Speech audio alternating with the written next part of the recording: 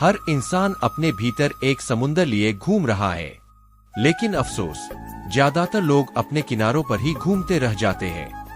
वो डरते हैं गहराई में उतरने से, क्योंकि वहां उन्हें खुद से सामना करना पड़ेगा। तुम्हें खुद से मिलना है तो उस खामोशी को सुनो जो शोर से छिपी होती है। रात की तन्हाई में जब सब सो जाए, तब खुद से एक सवाल पूछो, मैं कौन हूँ? मौन, धीमे स्वर में।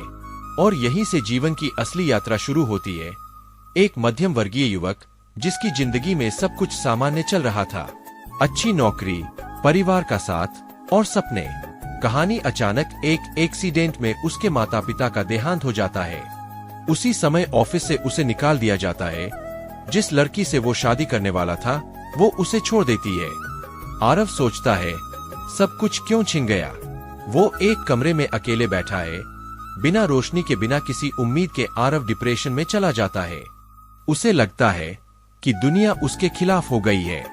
दोस्तों ने दूरी बना ली, रिश्तेदार ताने मारते हैं। संवेदनशील आवाज में जब हर रिश्ता मुंह मोड़ ले, तब इंसान ईश्वर की तलाश करता है। आरव मंदिर जाता है, पर चुपचाप बैठा रहता है। ना कोई प्रार्थना, ना कोई शिकायत, बस चुप। एक दिन मंदिर में एक बुजुर्ग साधु उसे देखते हैं।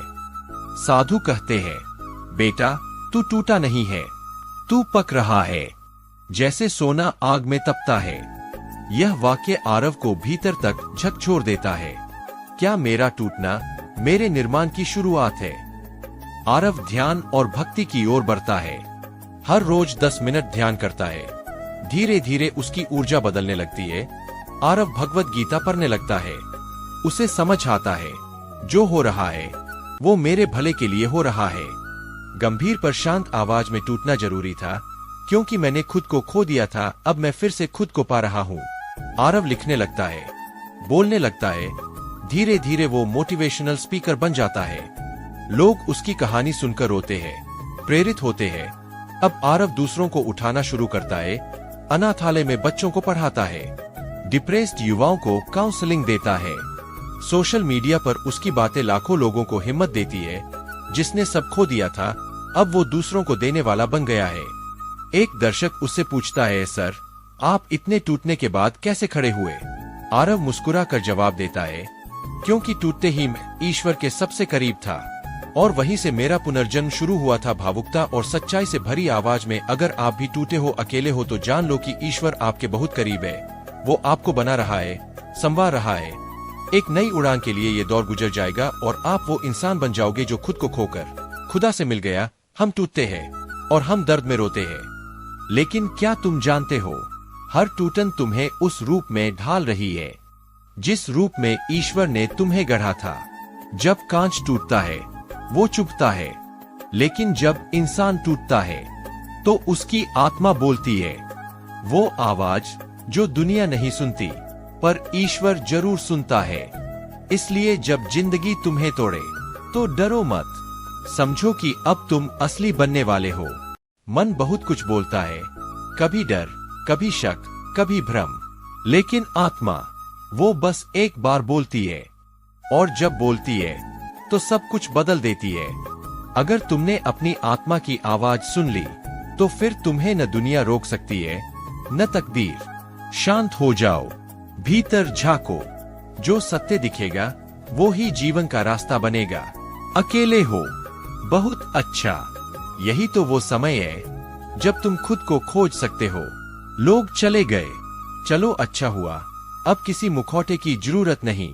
कभी खुद के साथ बैठकर देखो, बिना फोन, बिना शोर, सिर्फ तुम और तुम्हारी सांसें। तभी समझ में आएगा कि असली सुकून भीड़ में नहीं, भीतर की खामोशी में है। जिस दिन दिल टूटता है, उसी दिन आत्मा का जन्म होता है। तुमने प्यार किया, भरोसा किया, धोखा खाया, बहुत अच्छा किया, क्योंकि अब तुम समझ चुके हो कि जीवन का सबसे सच्चा रिश्ता तुम्हारा खुद से है। लोग बदलेंगे, हालात बदलेंगे, लेकिन अगर तुम अपने साथ खड़े रहे तो कोई तुम्हें हरा नहीं सकता। बहुत भटक लिए, अब खुद की ओर लौट आओ। सफलता बाहर नहीं, अपने मन को जीतने में है।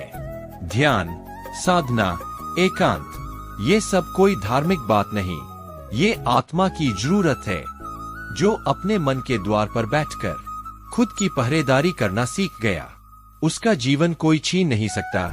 जब कुछ समझ न आए, जब रास्ता बंद लगे, जब सब कुछ छिन जाए, तो समझ लेना कि ईश्वर तुम्हें अगले पड़ाव के लिए तैयार कर रहा है। एक छोटी सी बीज को अंधेरे में ही रोपा जाता है, तभी वह एक विशाल वृक्ष बनता है। तुम्हारी भी जड़ें मजबूत हो रही है, बस थोड़ा और सब्र, थोड़ा और भरोसा। अगर आज तुम हार कर बैठे हो तो उठो, क्योंकि यही तो वो मोड़ है जहां से असली कहानी शुरू होती है। जो लोग नीचे से उठते हैं वो कभी किसी के नीचे नहीं झुकते। तुम्हारे आंसू गवाह है कि तुम लड़ते आए हो, और तुम्हारी खामोशी बताती है कि तुम अभी भी हार मानने वाले नहीं हो। फिर मिलेंगे दोस्तों अगली कहानी के साथ। तब तक के लिए अपना ख्याल रखना और हमेशा मुस्कुराते रहना।